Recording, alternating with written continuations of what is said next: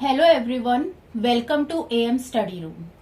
आज हम पढ़ने वाले हैं क्लास 11th बायोलॉजी का जो चैप्टर चल रहा है द लिविंग वर्ल्ड, उसका आज हम टॉपिक कवर करेंगे। सबसे पहला टॉपिक हम देखेंगे बायोडाइवर्सिटी। तो चलिए स्टार्ट करते हैं। और जिन लोगों ने चैनल को सब्सक्राइब नहीं किया है तो आप फटाफट से चैनल को सब्सक्राइब भी कर दीजिए। वीडियो को पूरा देखें और पसंद आए तो वीडियो को जरूर लाइक करें। तो आइए स्टार्ट करते हैं। तो सबसे पहले आता है कि बायोडाइवर्सिटी। बायोडाइवर्सिटी क्या होती है? देखो, जो हमारी अर्थ है, ठीक है, हमारा जो प्लैनेट अर्थ है, हमारे इस अर्थ में large variety of living organisms present है। Large variety of living organism मतलब प्लांट्स, एनिमल्स, फंजाई। तो इनकी लार्ज वेराइटी हमें हमारे प्लैनेट पर मिलती है। और हर प्लांट एक जैसा नहीं है, एनिमल एक जैसा नहीं है। तो ये जो तुम यानी कि इन ऑर्गेनिजम्स में, इन प्लांट्स में, इन एनिमल्स में, फंजाई में, एक्सेट्रा, इन ऑर्गेनिज्म में बहुत सारी वैरायटी देखने को मिलती है। और ये सारे एक साथ जो मिलकर क्या बनाते हैं? बायोडाइवर्सिटी बनाते हैं। ठीक है, तो earth exhibit a large variety of living organism like plants, animals and fungi and they all constitute biodiversity. अब क्योंकि हमारे प्लैनेट पे, हमारे अर्थ पे इतने सारे तरीके के प्लांट्स प्रेजेंट है, एनिमल्स प्रेजेंट है, और ये सब प्लांट्स एक दूसरे से अलग है, हर एनिमल एक दूसरे से अलग है, और ये सब मिलके बायोडाइवर्सिटी बनाते हैं।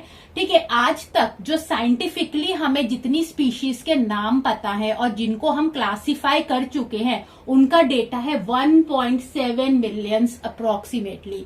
तो 1.7 मिलियन स्पीशीज हमें एट प्रेजेंट, जिनका हमें साइंटिफिक नेम पता है, जिनके बारे में हम जानते हैं, वो क्या है? 1.7 मिलियन स्पीशीज अप्रोक्सीमेटली हमको पता है, जिसके अंदर 1.2 मिलियन एनिमल्स आ जाते हैं और 0.5 मिलियन प्लांट आ जाते हैं, और इसके अलावा बाकी ऑर्गेनिजम्स आते हैं। तो इतने स्पीशीज के बारे में हम अभी तक जानते हैं। ठीक है, तो अब बायोडाइवर्सिटी अब हमने देख ली कि हमारे प्लैनेट पे प्रेजेंट है। तो इतने सारे जो स्पीशीज है, 1.7 मिलियन स्पीशीज के बारे में पढ़ना बहुत ही ज्यादा मुश्किल था। तो हमने क्या किया? हमने इन ऑर्गेनिजम्स को क्या कर दिया? क्लासिफाई कर दिया। तो क्लासिफिकेशन का मतलब क्या होता है कि हमने अपनी स्टडी को कन्वीनियंट बनाने के लिए, आसान बनाने के लिए एक कन्वीनियंट मेथड ढूंढा कि हमने इन स्पीशीज को क्या करा? कैटेगरीज में डिवाइड कर दिया, हमने ग्रुप्स क्रिएट कर दिए। ठीक है, तो इन ग्रुप्स में हमने इन स्पीशीज को on the basis of their similarities या फिर डिससिमिलैरिटीज के बेसिस पर हमने इनको सिस्टमैटिक मैनर में अरेंज किया, ताकि हमारी स्टडी क्या हो सके? आसान हो सके, हम इनको इजीली स्टडी कर सके। क्योंकि इतनी सारी स्पीशीज के बारे में एक एक करके पढ़ना क्या था? इम्पॉसिबल था। इसलिए हमने क्या करा? क्लासिफिकेशन किया। तो क्लासिफिकेशन क्या होती है? It is a systematic arrangement of an organism into groups या फिर categories on the basis of similarities and dissimilarity. तो यहां पर अब हम देखते हैं कि क्लासिफिकेशन की क्या जरूरत थी। अब हम देखते हैं नीड ऑफ क्लासिफिकेशन। क्लासिफिकेशन की क्यों जरूरत थी? तो जैसे कि हमने पहले बात करी कि हम जितने डेटा हमें पता है, हम जितने स्पीशीज को जानते हैं, उनके साइंटिफिकली नेम जानते हैं, वो डेटा है 1.7 मिलियन स्पीशीज। तो इनके बारे में जैसे कि हमने कहा कि इतनी ज्यादा अमाउंट में, जो इतनी लार्ज वैरायटी में हमारे प्लैनेट पे क्या है? बायोडाइवर्सिटी है। Vast number of plants and animal species हमारे प्लैनेट्स में प्रेजेंट है, जो कि एक दूसरे से क्या है? अलग है, भिन्न है। तो इनके बारे में पढ़ना इंडिविजुअली ये एक बहुत ही इम्पॉसिबल टास्क है, बहुत ही डिफिकल्ट टास्क है। तो अपनी स्टडी को आसान, कन्वीनियंट बनाने के लिए हमने ये क्लासिफिकेशन का मेथड यूज किया, जिसमें हमने इन स्पीशीज को सिस्टमैटिक मैनर में ग्रुप्स या कैटेगरीज में क्या करा? अरेंज किया। तो vast number of plants and animal species are present in our planet. और ये जो प्लांट्स और एनिमल्स है, हमने कहा एक दूसरे से क्या है? अलग है। इनके अंदर डाइवर्सिटी है, उनकी फॉर्म्स में, उनके स्ट्रक्चर में, या उनकी कॉम्प्लेक्सिटी इन ऑर्गेनिजम्स की अगर देखें तो इनमें ये सब क्या है? एक दूसरे से अलग है, डाइवर्स है। तो क्लासिफिकेशन इन सब की स्टडी को क्या बनाता है? आसान बनाता है। ठीक है, तो ये थर्ड पॉइंट यही कहते हैं कि it is impossible to study all organism on individual basis, कि अगर हम एक एक कर इन ऑर्गेनिजम्स के बारे में स्टडी नहीं कर सकते।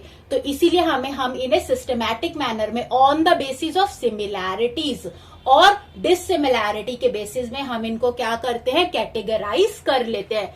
फोर्थ पॉइंट, ये हमारी स्टडी को आसान बनाता है, इसलिए हमने क्या करी, इन स्पीशीज की क्या बना ली, इन ऑर्गेनिज्म की कैटेगरीज बना ली। इन कैटेगरीज को बनाने से क्या हो गया कि हम एक ग्रुप के ऑर्गेनिज्म का रिलेशनशिप दूसरे ग्रुप के ऑर्गेनिज्म के साथ भी देख सकते हैं। तो to understand the inter relationship among different groups of organism, classification से हमें पता चलता है कि कितने ऑर्गेनिजम्स अभी एट प्रेजेंट है और कितने एक्सटिंक्ट हो चुके हैं। तो ये सारी जो चीजें हैं हमें किससे मिलती है, क्लासिफिकेशन मेथड से मिलती है। इसीलिए क्लासिफिकेशन की क्या है, जरूरत है। ठीक है, अब यहाँ पर एक लाइन आ जाती है कि हमने बताया था कि हम क्लासिफिकेशन मेथड से हम अपने ऑर्गेनिजम्स को ग्रुप्स में डिवाइड करते हैं या उनको कैटेगराइज करते हैं। तो लार्जेस्ट एनिमल ग्रुप जो प्रेजेंट है वो होता है इंसेक्टा। ठीक है, इंसेक्ट्स जो कि लार्ज डाइवर्सिटी में क्या है, प्रेजेंट है, और ये हमें ज्यादातर कहाँ दिखने को मिलते हैं, ट्रॉपिकल रेन फॉरेस्ट में है इनकी डाइवर्सिटी या फिर ट्रॉपिकल ओशियंस में है इनकी डाइवर्सिटी। तो लार्जेस्ट एनिमल ग्रुप क्या है, इंसेक्टा है, हाईली डाइवर्स ग्रुप है। ठीक है, ठीक है, अब हम इसके अंदर क्लासिफिकेशन में देखेंगे। क्लासिफिकेशन के अंदर ना 3 मेन सिस्टम्स ऑफ क्लासिफिकेशन आए, वो हम इसको 1 बाय 1 स्टडी करेंगे। तो पहला आया आर्टिफिशियल सिस्टम ऑफ क्लासिफिकेशन, फिर आया नेचुरल सिस्टम ऑफ क्लासिफिकेशन और फिर आया फाइलोजेनेटिक सिस्टम ऑफ क्लासिफिकेशन। तो इन क्लासिफिकेशंस को हम 1 बाय 1 स्टडी करते हैं। ओके, तो सबसे पहले 3 मेन सिस्टम ऑफ क्लासिफिकेशन में हम सबसे पहला देखते हैं, that is artificial system of classification.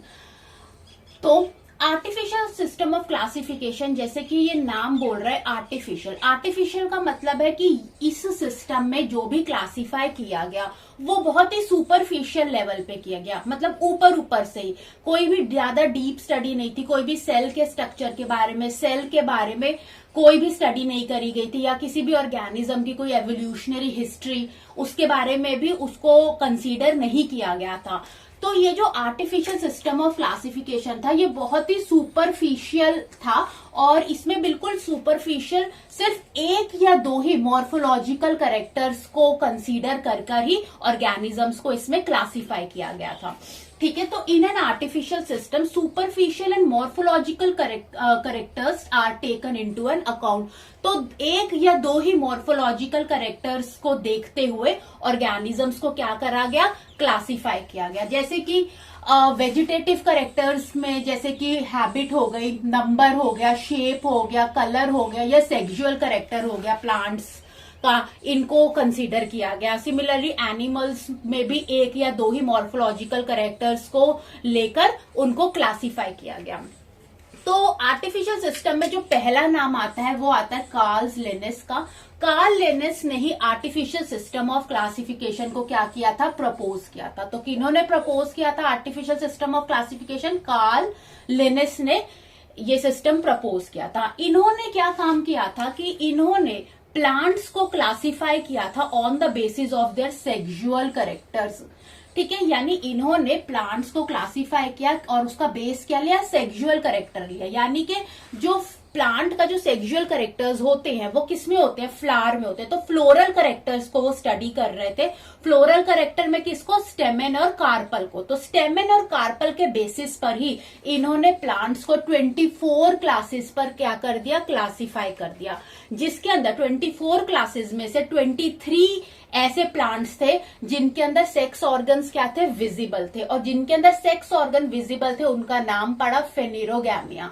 और उसके अंदर से एक ऐसा था जिसके अंदर सेक्स ऑर्गन हिडन थे, जिसको कहा गया क्रिप्टोगैमिया। और कार्ल लिनिस ने ये जो अपना वर्क था वो बुक कौन सी बुक में दिया, जेनेरा प्लैनेटरम। इस बुक का नाम भी इंपॉर्टेंट है। ठीक है, सेकेंड इसके अंदर जो आए, जो इंपॉर्टेंट नाम है वो है एरिस्टोटल का। एरिस्टोटल ने एनिमल को क्लासिफाई किया 2 कैटेगरीज में।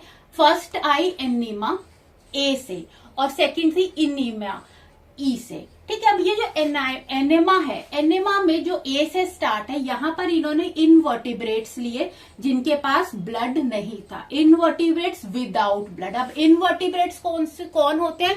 इनवर्टिब्रेट्स वो ऑर्गेनिज्म होते हैं जिनके पास स्पाइनल कॉर्ड नहीं होती, बैकबोन नहीं होती। तो यहां पर थे इनवर्टिब्रेट्स विदाउट ब्लड, ए से आता है, जैसे ए से एनीमिया होता है ना, दैट इज उसी की तरीके का है ये एनेमा। तो इसके अंदर एग्जाम्पल थे इंसेक्ट, स्पॉन्जेस और मोलस्क्स आए। इनीमा में क्या हुआ कि इन्होंने वर्टिब्रेट्स को डाला विद ब्लड। वर्टिब्रेट्स अब वो ऑर्गेनिज्म जिनके पास स्पाइनल कॉर्ड थी और विद ब्लड। तो एग्जाम्पल थे amphibians, mammals, reptiles and bird. तो कार्ल लिनस एक इंपॉर्टेंट नाम है। एरिस्टोटल ने एनिमल्स को क्लासिफाई किया। इसके बाद आए, तो फिर उसके बाद हमने जो यहाँ पे नाम पढ़ना है आर्टिफिशियल सिस्टम ऑफ क्लासिफिकेशन में, वो है थियोफोरेस्टस का। थियोफोरेस्टस ने प्लांट्स को 4 कैटेगरीज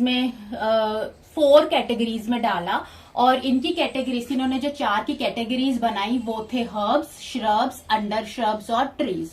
हर्ब्स कैसे थे? हर्ब्स वो प्लांट थे जो बिल्कुल ही नॉन वुडी थे, उनके पास कोई भी वुडी टिश्यू नहीं था, ग्रीन थे, बुशी थे और उनके पास कोई भी स्टेम नहीं थी, जैसे कि ग्रास हमें देखने को मिलती है, तो वो बिल्कुल भी वुडी स्टेम उसकी नहीं होती और बुशी होती है।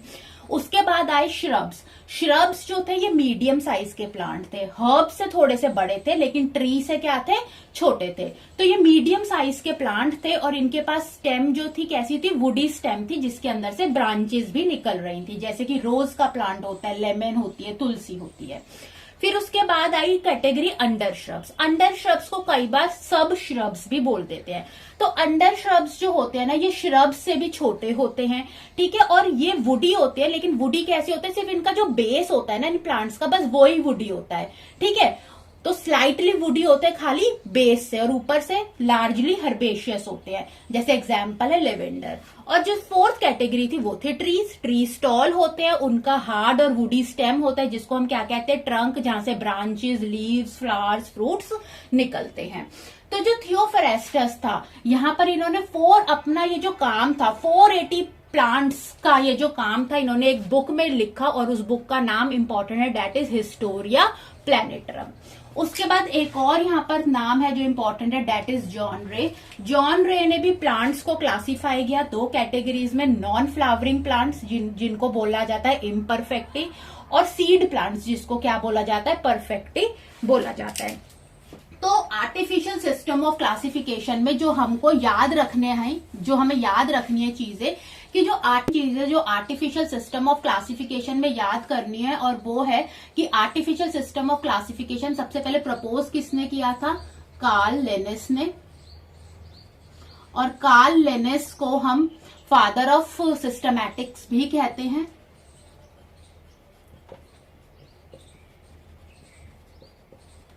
ठीक है, इनकी हमें कुछ इंपॉर्टेंट बुक्स हैं जो हमें याद करनी है, और इन्होंने जो क्लासिफिकेशन करी थी वो सेक्सुअल कैरेक्टर के बेसिस पे करी थी, इसलिए इनकी क्लासिफिकेशन को हम सेक्सुअल सिस्टम ऑफ क्लासिफिकेशन भी बोलते हैं। तो इनकी कुछ इंपॉर्टेंट नाम है बुक्स के, that is Species Plantarum, second is Genera Plantarum, ठीक है। इसके बाद जो हमने यहाँ पर एक नाम जो इम्पोर्टेंट नाम है, डेट इज थियोफोरेस्टस। थियोफोरेस्टस ने जो अपना जो काम दिया था, जो 480 प्लांट्स का जो काम इन्होंने लिखा था, वो किस बुक में लिखा था? उस बुक का नाम था हिस्टोरिया प्लांट। ठीक है, तो हमें ये सारी चीजें आर्टिफिशियल सिस्टम ऑफ क्लासिफिकेशन में स्टडी करनी है। इसके बाद ओके, अब आर्टिफिशियल सिस्टम ऑफ क्लासिफिकेशन में पूछ लेते हैं कि इस सिस्टम के डीमेरिट्स क्या थे। ठीक है, इसको इतनी पॉपुलैरिटी क्यों नहीं मिली? वो इसलिए नहीं मिली क्योंकि आर्टिफिशियल सिस्टम में हम सिर्फ सुपरफिशियली देख रहे थे, सुपरफिशियली ऑर्गेनिजम्स को क्लासिफाई कर रहे थे, 1 या 2 मॉर्फोलॉजिकल कैरेक्टर्स को ही देखकर। तो इसके अंदर खाली 1 या कुछ ही ट्रेट्स को यूज किया जा रहा था। ठीक है। तो यानी इसके अंदर जो भी ग्रुपिंग हो रही थी वो कहाँ कैसे हो रही थी, एक्सटर्नल बेसिस पर हो रही थी, ऑर्गेनिजम्स के सेल्यूलर स्ट्रक्चर्स पर। जो इंटरनल जो मतलब कि जो सेल्यूलर स्ट्रक्चर है उसके ऊपर ध्यान नहीं दिया जा रहा था, इसलिए ग्रुपिंग जो हो रही थी खाली एक्सटर्नल बेसिस पर ही हो रही थी। इसके अंदर हम ऑर्गेनिजम्स के फाइलोजेनेटिक रिलेशनशिप को भी स्टडी नहीं कर रहे थे कि उनकी कैसे उनका एवोल्यूशन और कैसे उनकी क्या एवोल्यूशनरी हिस्ट्री है, उसके बारे में भी आर्टिफिशियल सिस्टम को कोई मतलब नहीं था। प्लस क्या हो रहा था कि जो ऑर्गेनिज्म है इसकी वजह से जो क्लोजली रिलेटेड ऑर्गेनिज्म है वो भी कैसे हो रहे थे, सेपरेट, एक दूसरे से सेपरेटली ही ग्रुप्ड हो रहे थे। तो ये कुछ डीमेरिट्स थे जिसकी वजह से आर्टिफिशियल सिस्टम को पॉपुलैरिटी नहीं मिली। तो आर्टिफिशियल सिस्टम के बाद आया नेचुरल सिस्टम ऑफ क्लासिफिकेशन। तो आर्टिफिशियल सिस्टम ऑफ क्लासिफिकेशन के बाद जो सिस्टम आया वो आया नेचुरल सिस्टम ऑफ क्लासिफिकेशन। और ये जो सिस्टम था ये प्रपोज किया था बेंथम एंड हुकर ने। तो अब इसके क्या मेरिट्स थे सिस्टम के, जैसे आर्टिफिशियल सिस्टम था उसके अंदर तो हम एक या दो ही मॉर्फोलॉजिकल कैरेक्टर्स को ले रहे थे और उसी के अकॉर्डिंग हम ऑर्गेनिजम्स को ग्रुप कर रहे थे।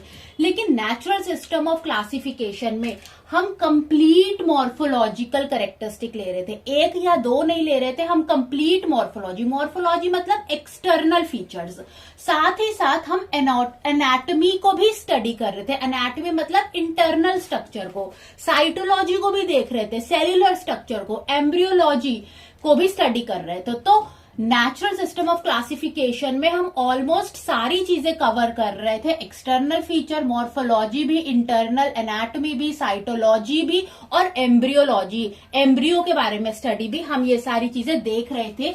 लेकिन नेचुरल सिस्टम ऑफ क्लासिफिकेशन में भी अभी तक फाइलोजेनी को जगह नहीं दी गई थी।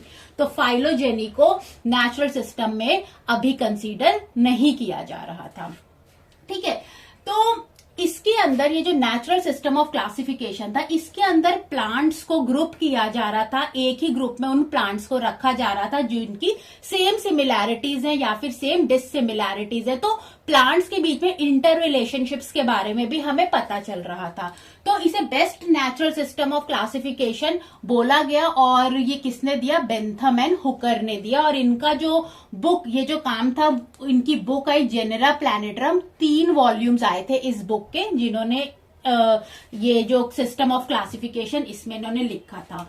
अब बेंथम एंड हुकर ने, ये इनकी क्लासिफिकेशन है, देख लेते हैं। देखो, इन्होंने प्लांट किंगडम को सबसे पहले इन्होंने 2 सब किंगडम्स में डिवाइड किया, क्रिप्टोगैमिया एंड फिनेरोगैमिया। फिनेरोगैमिया हमें पता है वो वाले प्लांट्स होते हैं जो फ्लावरिंग होते हैं, क्रिप्टोगैमिया वो वाले प्लांट्स होते हैं जो कि नॉन फ्लावरिंग होते हैं। तो प्लांट किंगडम हो गई, 2 इनके सब किंगडम्स हो गए, क्रिप्टोगैमिया एंड फिनेरोगैमिया। अब इसके बाद ये जो फिनेरोगैमिया जो फ्लावरिंग प्लांट्स है, अगेन इनके 3 क्लासेस हैं। 3 क्लासेस कौन से बने, डाइकोटलेडन्स, जिम्नोस्पर्म्स एंड मोनोकोटलेडन्स। डाइकोटलेडन्स का मतलब है सीड्स के 2 कोटलेडन्स होना। जिम्नोस्पर्म्स का मतलब है कि जो ऐसा सीड जो कि फ्रूट में इनक्लोज नहीं है, ठीक है। और मोनोकोटलेडन यानी सीड के पास एक ही कोटलेडन होना। उसके बाद क्लास के बाद क्या आया, सब क्लास आ गया। तो डाइकोट्स को 3 सब क्लासेस में डाला गया, फर्दर क्लासिफाई किया गया, पॉलीपेटेले, गैमोपेटेले, ठीक है, और मोनोक्लामिडिया। पॉलीपेटाइले वो होते हैं जिनके पास जिनकी जो पेटल्स होती है वो फ्री होती हैं, ऐसे फ्लावर्स जिनके जो पेटल्स कैसी है वो फ्री है, ठीक है, सेपरेट है। गैमोपेटेले मतलब जिनके पेटल्स क्या है, ऐसे फ्लावर में फ्यूज्ड है। और मोनोक्लामिडिया का मतलब होता है कि या तो वो उनके पास पेटल्स नहीं है, और अगर पेटल्स भी है तो सेपल्स के साथ फ्यूज्ड है, पेटल्स और सेपल्स में कोई भी डिस्टिंग्विश नहीं कर पाता। और सब क्लासेस के बाद यहाँ पर सीरीज आ गई।